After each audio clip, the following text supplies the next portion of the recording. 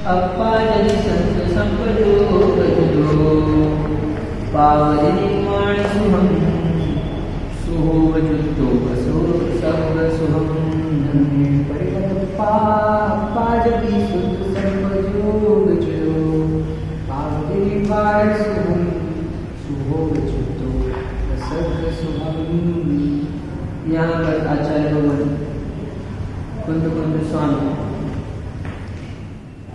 उपयोग के फल को बता रहे हैं और अमृतचंद स्वामी इसकी उत्थानिका में कहते हैं, अब चारित्र परिणाम के साथ संबंध रखने से उत्पन्न होने वाले शुद्ध और शुभ परिणामों के क्रम से ग्रहण और त्याग के लिए शुद्ध परिणाम के ग्रहण और शुभ परिणाम के त्याग के लिए अपने फल का विचार करते हैं। यानी क्या ग्रहण करना है, क्या त्याग करना है, तो फल बताने से ही ग्रहण त्याग हो पाएगा। तो यहाँ पर आचार्य भगवान चारित्र के परिणाम के कारण चारित्र परिणति में क्या शुद्ध परिणति से क्या फल मिलने वाला है और शुभ परिणति से क्या फल मिलने वाला है, उस फल के कारण से आप ग्रहण त्याग को समझो। फल बता रहे हैं यहाँ पर इसका कोई मिला के उपयोग के फल। तो धम्मेण परिदप्पा यानी धर्म से परिणत आत्मा, धर्म से परिणत यानी कि चारित्र से परिणत यानी आत्मा का परिणाम, क्योंकि जो भी पर्याय परिणाम है वही आत्मा है पूरी की पूरी। तो धर्म से परिणत आत्मा जो है यानी धर्म से परिणति वाले ऐसे स्वरूप वाला जो ये आत्मा है, यदि वो आत्मा शुद्ध उपयोग सहित हो जाता है, ठीक है, यदि उस आत्मा का उपयोग शुद्ध है, हाँ चारित्र से परिणत है पूरा आत्मा, तो यदि शुद्ध उपयोग से युक्त हो जाता है तो वह निर्माण यानी मोक्ष सुख को प्राप्त करता है, ठीक है।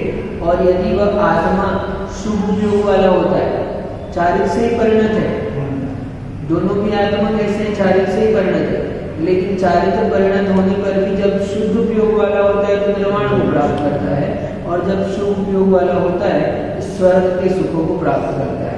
ये इस गाथा में बताया, ठीक। किसकी चर्चा चल रही है, चारित्र परिणत आत्मा की उस उपयोग के फल की चर्चा चल रही है। यहाँ बता रहे हैं उपयोग से फल, शुद्ध उपयोग का फल निर्माण और शुभ उपयोग का फल स्वर्ग, है ना। टीका पढ़ते हैं, जब यह आत्मा धर्म परिणत स्वभाव वाला होकर शुद्ध उपयोग परिणति को धारण करता है, ठीक, आत्मा का स्वभाव ही परिणमन करने का है और वास्तव में वो अपने स्वभाव रूप से जो परिणमन करता है वही चारित्र है, स्वाभाविक परिणमन, ठीक है। तो ऐसे धर्म परिणत आत्मा स्वभाव वाला होकर जब शुद्धोपयोग रूप परिणति को धारण करता है, जो उसकी परिणति हुई वो शुद्धोपयोग रूप हुई है, तब विरोधी शक्ति से रहित होने के कारण, विरोधी शक्ति यानी राग आदि विरोधी शक्ति है, तो उस समय राग आदि से रहित होने के कारण क्या करता है, अपना कार्य करने में समर्थ चारित्र वाला होता हुआ साक्षात मोक्ष को प्राप्त करता है। यानी वीतरागी हो जाता है, राग परिणति नहीं बचती है, राग से रहित होने के कारण से निर्माण को प्राप्त होता है, ठीक। किंतु जब वही आत्मा धर्म परिणत स्वभाव वाला होता हुआ, अभी धर्म से परिणत है लेकिन फिर भी क्या है, होता हुआ भी शुभोपयोग परिणति से संगत होता है, यानी राग के साथ में परिणत हो रहा है, परिणत तो हुआ है लेकिन राग है अभी साथ में, तो राग के साथ में होने वाला सराग चारित्र को धारण करता है, ठीक।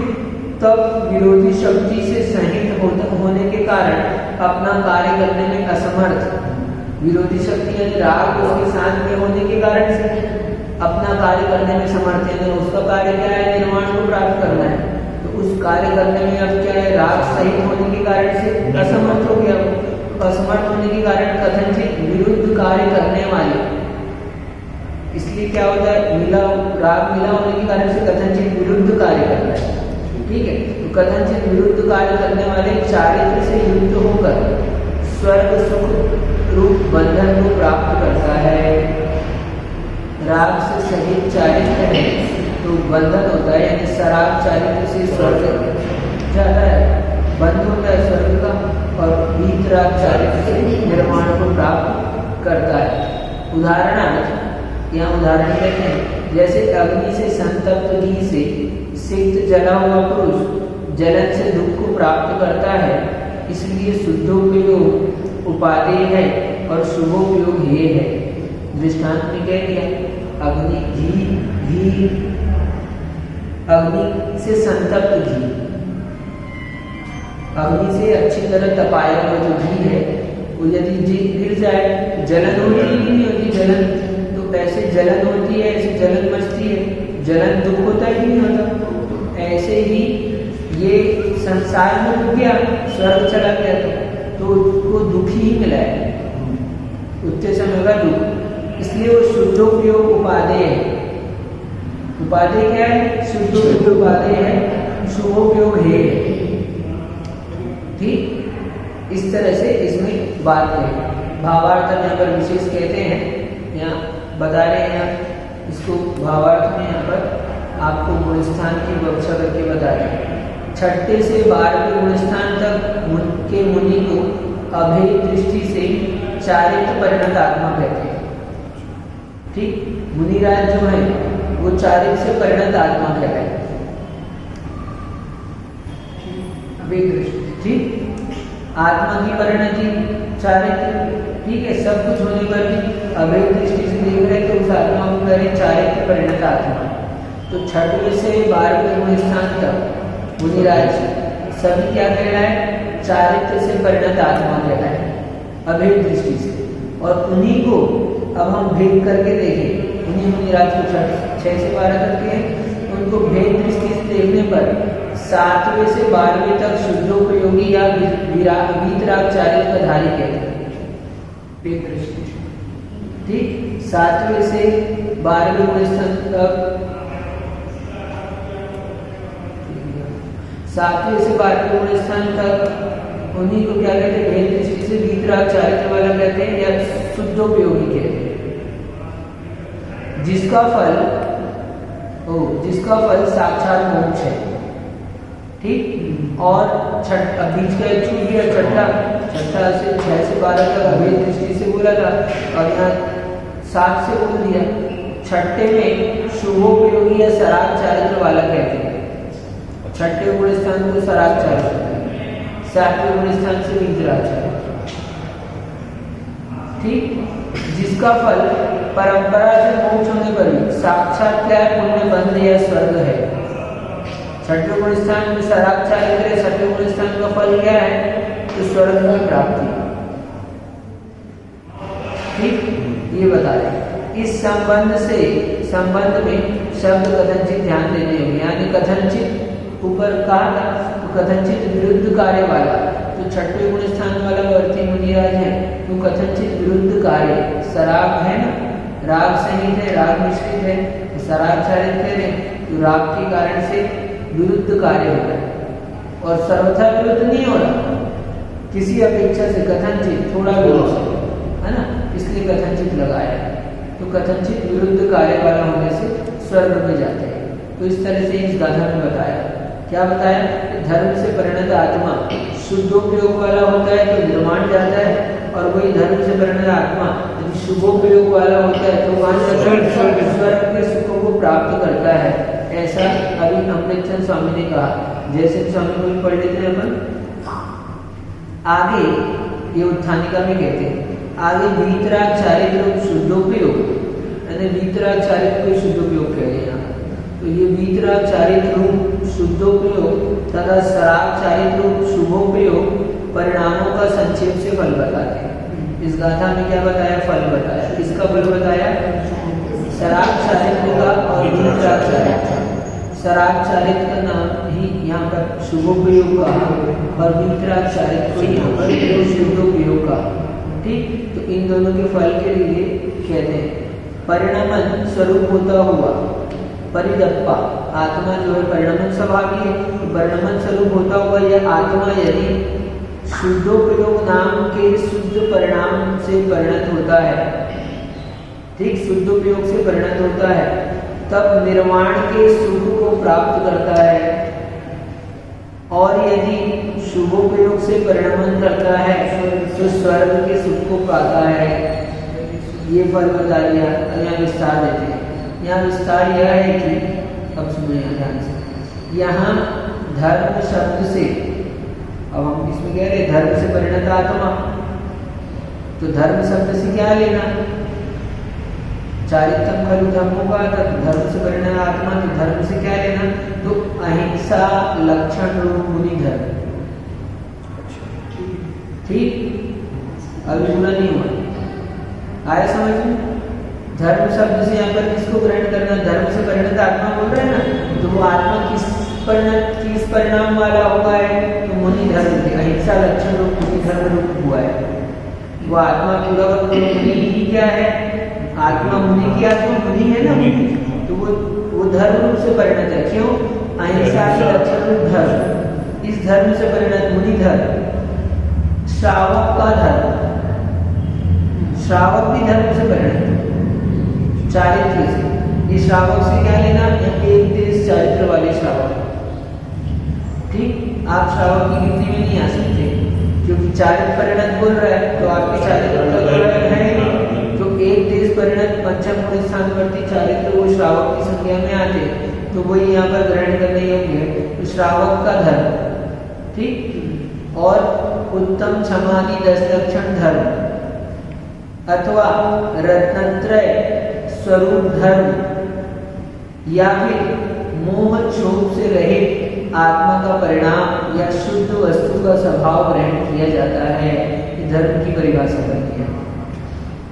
यदि हम धर्म से क्या ले रहे हैं, तो या तो मुनि धर्म ले लो, धर्म परिणत आत्मा स्वर्ग मोक्ष को पाता बन रहे हैं, तो या तो मुनि धर्म ले लो या श्रावक का धर्म ले लो। वो नहीं तो उत्तम समाधि धर्म ले लो, उससे परिणत हुआ है आत्मा, और वो भी नहीं मानते हो तो दूसरा या फिर दूसरा ऑप्शन भी ले सकते हो।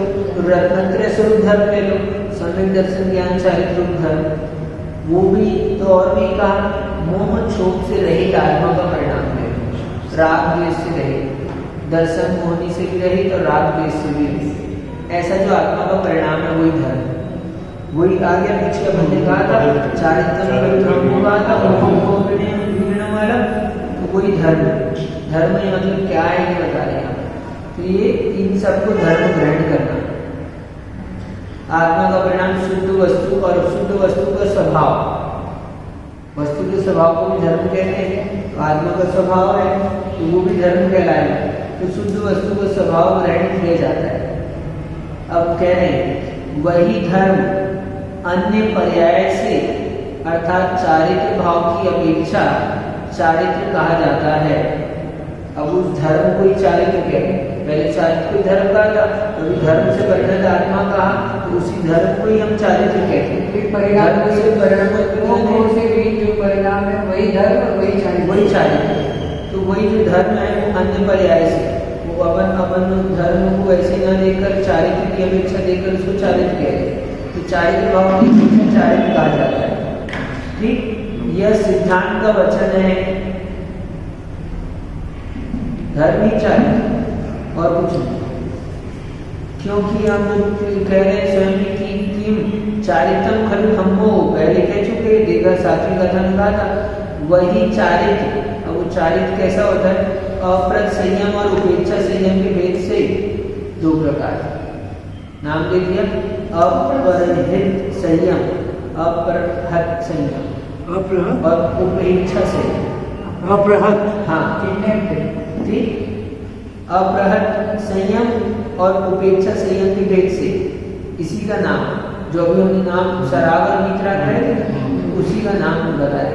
या फिर सराग या वीतराग के भेद से, यानी अपरहत संयम यानी सराग चारित्र, उपेक्षा संयम यानी वीतराग चारित्र।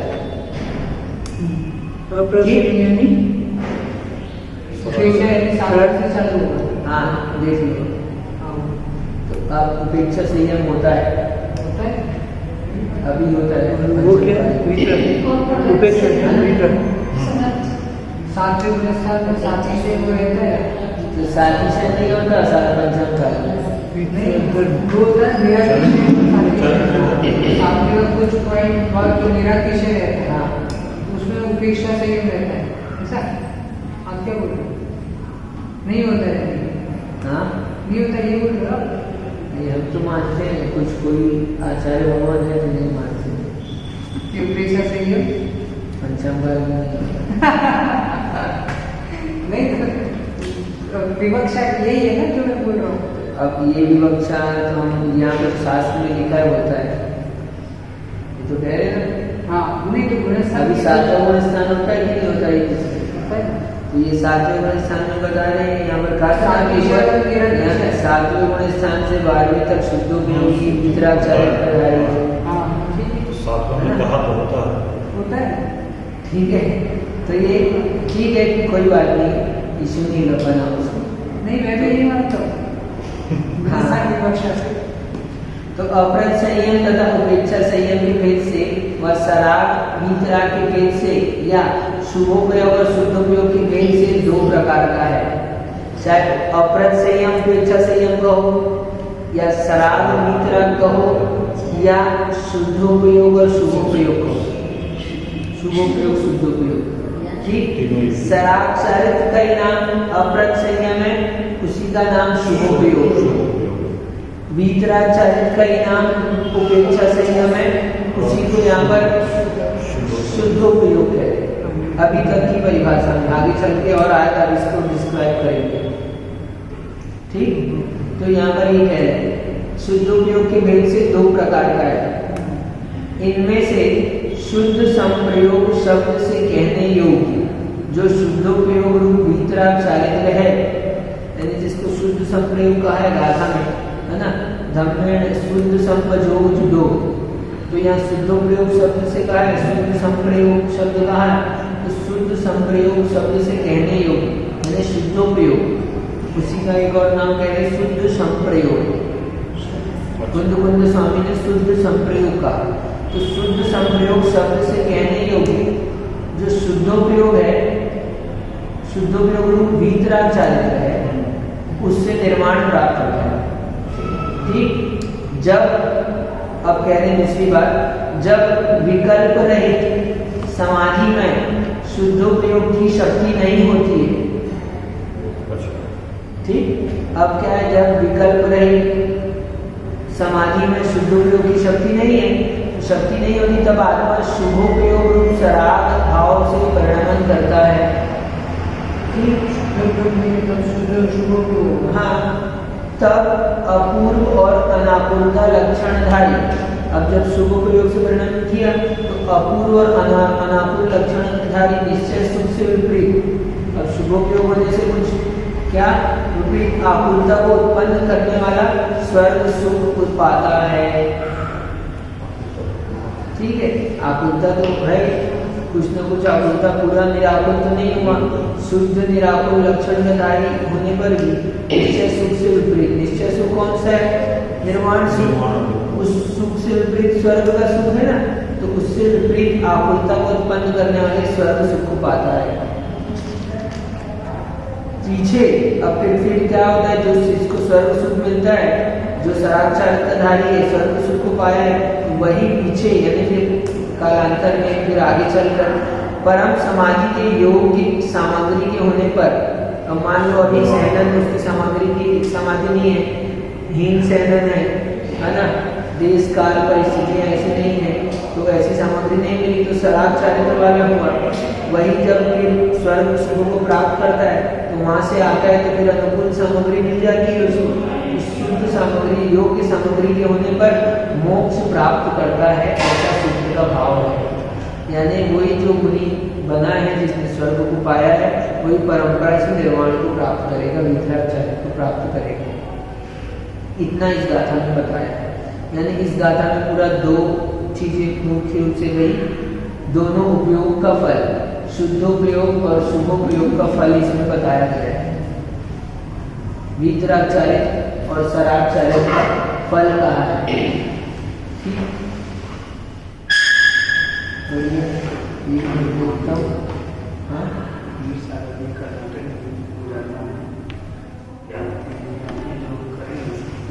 ये इसके बिना हो जाएगा। ठीक है, आपको जानना तो मिलिए देखेंगे। ठीक है, पीडीएफ का तो दे दे। ठीक है, 150 है, एक मंथ जो कम हो रहा है 150।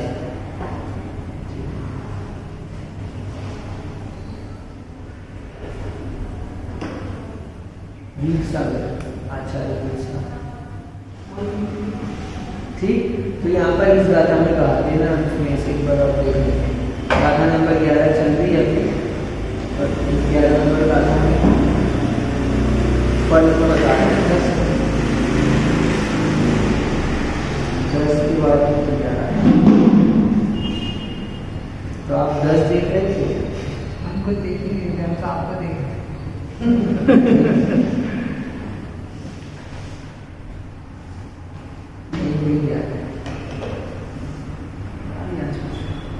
अब यहाँ पर देखो, अब बता रहे हैं इसमें अब चारित्र परिणाम के साथ संपर्क और संभव वाले शुद्ध और शुभ परिणाम का ग्रहण और त्याग के लिए उनका फल बता रहे हैं। ठीक, ग्रहण और त्याग के लिए फल बता रहे हैं। वही बात है, धर्म से परिणत स्वरूप वाला आत्मा यदि शुद्ध उपयोग से युक्त होता है तो मोक्ष को पाता है। इसमें मूल चीजें तथ्य देख लेते हैं अपन। इस गाथा में पहली बात आई, इस गाथा की स्थानिका में कहा था फलम आलोच्यति, ऐसा कहा था। अर्थ चारित्र परिणाम संपर्क संभवतो शुद्ध शुभ परिणामों और उपादान मतलब माना है फलम आलोच्यति, ऐसा कहा। तो इस गाथा की स्थानिका में आलोच्यति ये क्रिया शुद्धोपयोग व शुभोपयोग के फल की आलोचना की है। ठीक है, आलोचना मतलब कहा जा रहा है तो आलोचना है अपने को निंदा पता है, लेकिन अच्छी तरह विचार विमर्श करना, समीक्षा, क्या अच्छी तरह मंथन करना, विचार विमर्श करना, मीमांसा करना, समीक्षा करना, ये सब मिलाकर इसको आलोचना कहते हैं। यहाँ पर शुद्धोपयोग और शुभोपयोग के फल की आलोचना कर रहे हैं, बता रहे हैं निर्णय रूप से ये होता है, ऐसा विचार करना। तो क्रिया देकर शुद्धोपयोग और शुभोपयोग के फल की आलोचना की है। ये फल को बता रहे हैं, ऐसा कहा इसमें। दूसरा, गुण व दोष को यथावत दिखाने का नाम आलोचना है। किसमें गुण है किसमें दोष है ये बताने का ही नाम आलोचना है। तो यहाँ पर हम शुद्धोपयोग को गुण बता रहे हैं और शुभोपयोग को दोष बता रहे हैं, क्योंकि शुद्धोपयोग का फल निर्माण है और शुभोपयोग का फल स्वर्ग की प्राप्ति है। इसलिए शुद्धोपयोग उपादेय है और शुभोपयोग हेय है, ऐसी मान्यता है। अब आगे कहते हैं इसमें आत्मा का स्वभाव आत्म स्वभाव रूप धर्म से परिणत होना है। आत्मा का स्वभाव ही परिणत होना है, स्वभाव से परिणमित होना है हमेशा। ठीक, लेकिन विपरीत स्वभाव से राग आदि के कारण से परिणत होती है। तो आत्मा का स्वभाव ही क्या है? स्वभाव रूप से परिणमन करना। हर एक वस्तु अपने स्वभाव रूप से ही परिणमन होना चाहती है, परिणमन करना चाहती है, परिणमन होती है, परिणत होती है।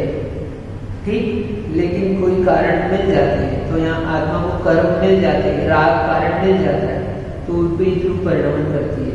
तो आत्मा का स्वभाव जो है आत्म स्वभाव धर्म से, और वही धर्म आत्मा का स्वभाव वही धर्म, वस्तु का जो स्वभाव धर्म होता है, तो धर्म से परिणत होना स्वभाव है।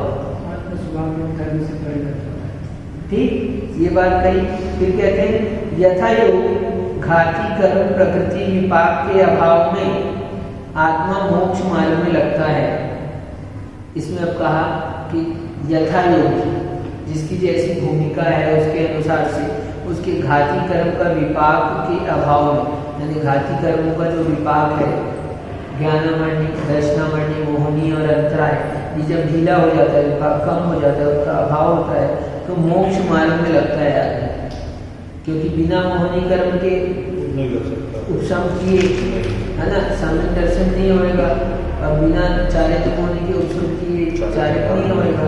उसमें भाव है संयम और संयम, तो ठीक, तो इसलिए वो प्राप्त नहीं हो पाएगा। तो इसलिए कहा कि घाती कर्म के विपाक के अभाव में आत्मा मोक्ष मार्ग में लगता है।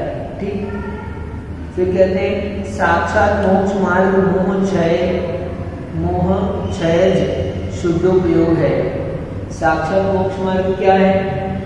तो मोह का क्षय हो जाने पर जो शुद्ध उपयोग होता है वो साक्षात मोक्ष का मार्ग है। जहाँ पर मोह का क्षय हो गया, कहाँ पर 12वें गुण स्थान, वो साक्षात मोक्ष, क्योंकि जो 12वें गुण स्थान में प्राप्त किया है अब वो निश्चित तौर पर 13वें 14वें को प्राप्त करके निर्वाण को प्राप्त करेगा। ठीक है, 11 तक यदि प्राप्त किया है चढ़ते चढ़ते तो 11 तक की तो पॉसिबिलिटी है कि वो वापस आ जाए। ठीक, हाँ, लेकिन जिसने 12वां प्राप्त कर लिया है वो वापस नहीं आता है। तो इसलिए कह रहे हैं वही साक्षात मोक्ष का मार्ग है, वही शुद्धोपयोग मोक्ष है। और फिर कहते हैं यथाशक्ति धर्म मार्ग में चलते हुए भी आत्मा शुभोपयोग परिणति से संगति करता है तो वह स्वर्ग आदि सुखों का बंधन पाता है। अब धर्म से परिणत धर्म मार्ग में चलते रहे व्यक्ति, लेकिन धर्म मार्ग में चलते हुए शुभोपयोग परिणति से संगति करता है, शुभोपयोग के कार्य करता है, शुभोपयोग में रहता है, शुद्ध में नहीं जाता है ना, तो वो क्या करता है, वो स्वर्ग सुखों को प्राप्त करता है।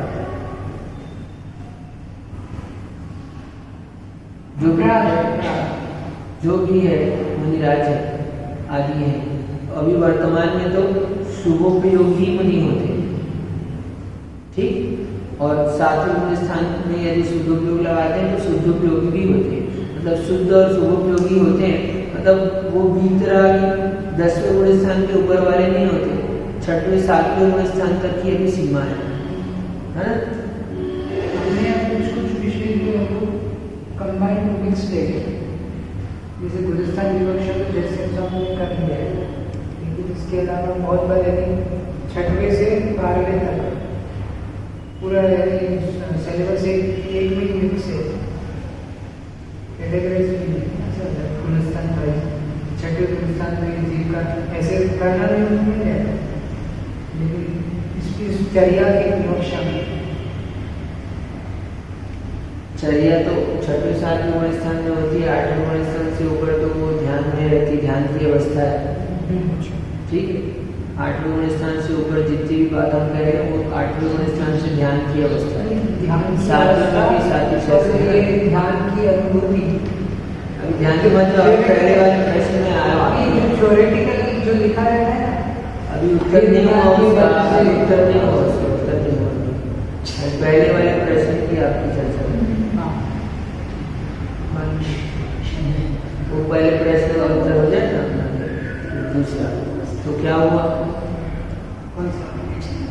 कि 6 से 12 तक आप कह रहे थे, क्या प्रश्न करो एक बार फिर कि 6 से 12 तक हम लोग सिलेबस जो है वो कम एक जैसा है, अगर कोई सीधा पढ़ेगा गुलिस्तान योग शायद से नहीं पढ़ा तो वो कंफ्यूज हो जाएगा। नहीं, इसमें सब जगह बता रहे हैं ना, इसमें सबसे पहले अपने को बता दिया कि 1 से 3 तक तारतम्य से घटता हुआ अशुभोपयोग, 4 से 6 तक तारतम्य से बढ़ता हुआ शुभोपयोग, और उसके बाद 6 से 12 तक तारतम्य से शुद्धोपयोग लगाना, पहले बता दिया। ये जैसे स्वामी ने इसमें तो लिखा है दर्शन साधन, अच्छा ना, तो इसको पढ़ेगा तो आएगा उसको विषय पकड़ना, इसमें ऐसा अलग से कुछ नहीं है। वो चर्या जैसे ये तो चर्या इसमें नहीं है, लेकिन फिर भी इसमें चर्या का आगे चारित्र अधिकार है, उसमें चर्या की बात करेंगे तो वहाँ पर ये बताएंगे कि उपेक्षा संयम के साथ में अपराध संयम होता है, अपराध संयम के साथ में उपेक्षा संयम होता है, व्यवस्था के साथ ही आगे दोनों भी मार्ग का वर्णन करेंगे। एक मार्ग से ये अनेकांत उसमें बताएंगे, शारद के अधिकार में इसकी चर्चा आएगी। ठीक हुआ विषय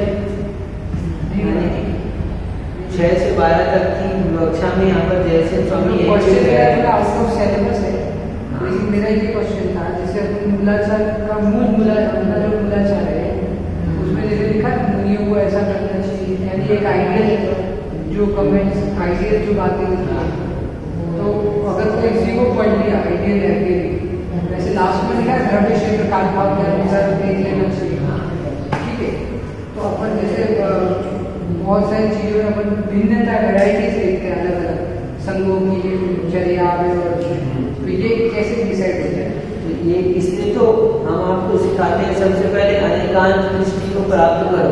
बिना अनेकांत दृष्टि को प्राप्त किए आपको कहीं पे भी खाता है, आप चाहे ये पढ़ो चाहे वो पढ़ो चाहे कोई भी पढ़ो उठा सकते, ठीक है। जिसको अनेकांत दृष्टि समझ में आएगी वही वो उसको लगा सकता है। इसलिए गुरु भगवान की शरण ऐसा कहा, तो उसको ऐसे लगाने का द्रोणाचार्य आचारांक ग्रंथ है, तो उसमें आचारांक की बात करेंगे।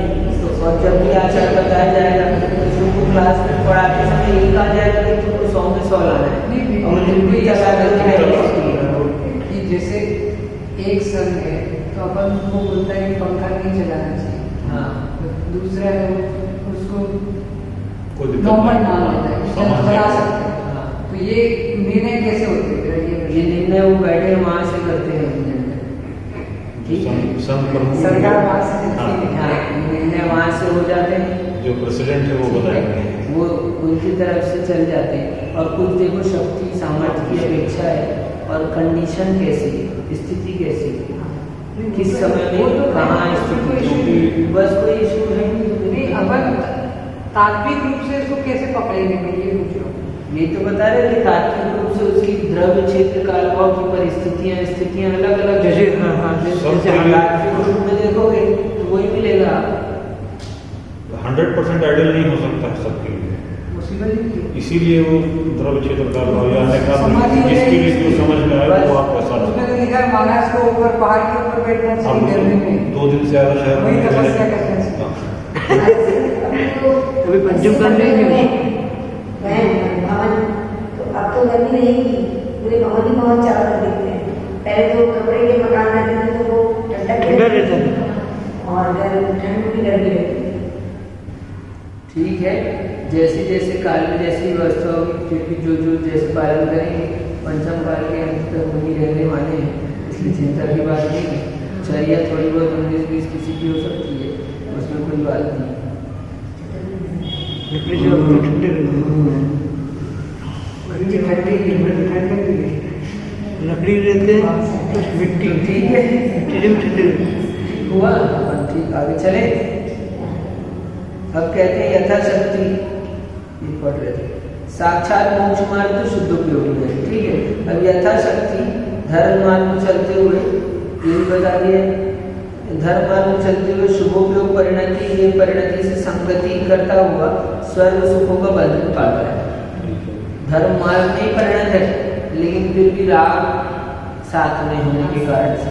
फिर अब आगे कहते हैं शुभोपयोग का फल भोगने के पश्चात यह ज्ञानी परम समाधि सामग्री के सद्भाव में शुभोपयोग व शुद्धोपयोग से साक्षात मोक्ष पाता है। शुभोपयोग का फल भोगने के पश्चात, यानी ऐसा नहीं होगा कि शुभोपयोग का फल भोगने के बाद वो नहीं आएगा, क्योंकि एक बार जिसने क्या है मुनि पद को प्राप्त कर लिया है तो निश्चित है उसका मोक्ष तो होना है। अब मुनि पद तो बहुत बड़ी बात है, एक बार जो सम्यक दृष्टि हो गया उसका ही निश्चित हो गया कि अब मोक्ष जाने वाला है। समय अपने ठीक, साफ अब वो जैसा पुरुषार्थ करेगा उस हिसाब उस से हिसाब से जाएगा, है ना। तो जो मुनि बन गया है वो तो जाएगा ही जाएगा। तो शुभोपयोग का फल भोगने के पश्चात यह ज्ञानी परम समाधि सामग्री के सद्भाव में, अब कहते हैं यहाँ पर कि उसको परम मुख्य सामग्री क्या है, उसकी परम समाधि ध्यान अवस्था, वही मुख्य सामग्री, वो सद्भाव जब होगा उसका, तो उस सामग्री के सद्भाव में शुभोपयोगातीत, यानी शुभोपयोग से बढ़ते हुए शुभोपयोग से पार होते हुए शुद्धोपयोग से फिर शुद्धोपयोग में जाएगा और साक्षात मोक्ष को पाता है, बिना शुभोपयोग के नहीं जाएगा। भाई लाइन में 6 to 7 8 9 10 11 12 फिर आगे कह रहे हैं उसी को यहाँ पर, अशुभोपयोग से हटकर शुभोपयोग से गुजरकर मात्र शुद्धोपयोग से मोक्ष होता है। ऐसा नहीं होगा कि शुभोपयोग शुद्धोपयोग साथ में होंगे और मोक्ष होगा। जब भी मोक्ष होगा तो शुद्धोपयोग से ही होगा, ठीक। अब शुद्धोपयोग में कैसे आएगा, तो उसके पहले शुभोपयोग ही होगा। अशुभोपयोग से शुद्धोपयोग में नहीं चला जाएगा। जो संलेखन वाला जैसे तीसरा चौथा भाव या सात आठवां भाव संलेखन वाला बॉक्स जाता है। चले जाता है। सम्यक और संयम। समाधि का मतलब ही होता है सम्यक।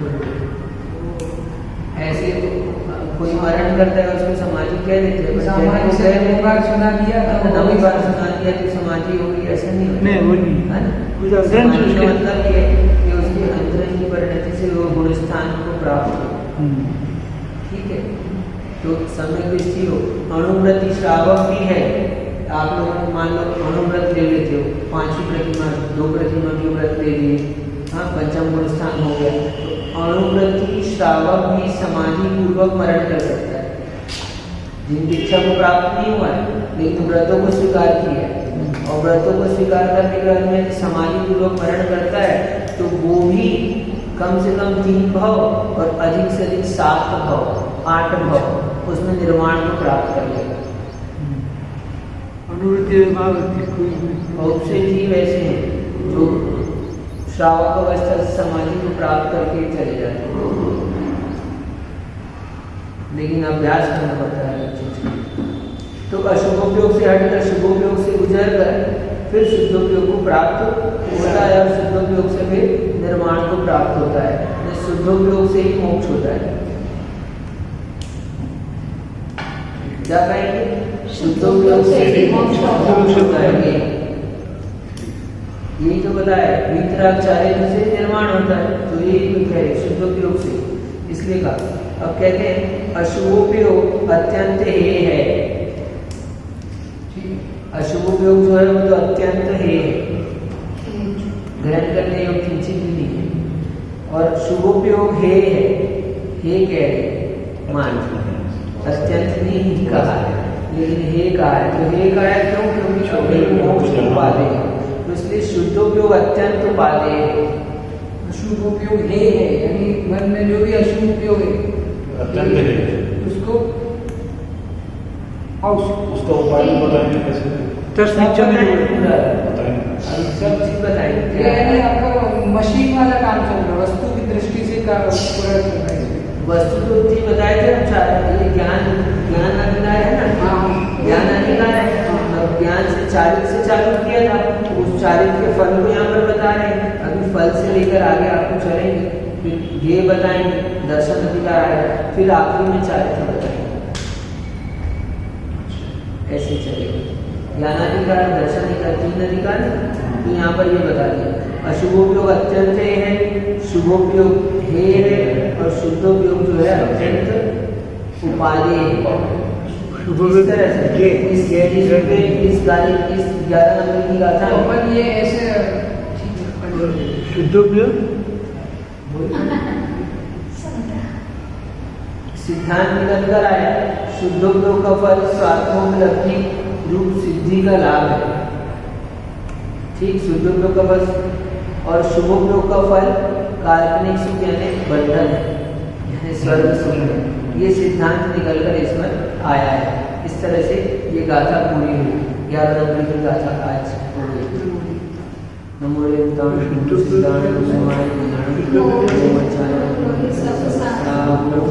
उपाधि